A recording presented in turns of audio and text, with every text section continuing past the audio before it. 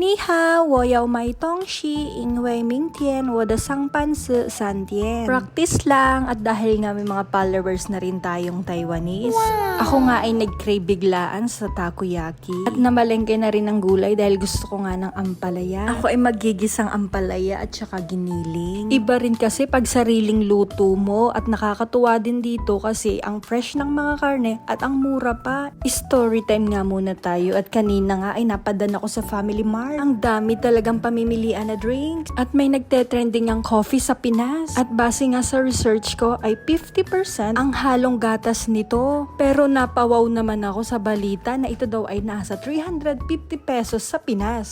Pero try nating i-compute ha. 55 NT times 1.89, sample lang kung magkano yung palitan as of today. So, nagre-range lang siya ng nasa 66 to 70 pesos lang, di ba? Pero pagdating naman talaga sa coffee, ay napakasarap ng kape nila. Kahit yung mga malalamig, ito nga pala yung mga iba't iba nilang flavor. At kung i-rate ko din naman to, I'll give you 8 star. Maiba naman tayo, hindi nga kape ang pinunta ko dito dahil gusto ko ng malamig. Fan talaga ako ng malamig, something na ice craze. At nilalagyan nga nila ito ng gatas sa counter. Ang sarap na ito, may Oreo something siya. At makapag food trip nga muna para hindi tayo ma-homesick. Thank you for watching!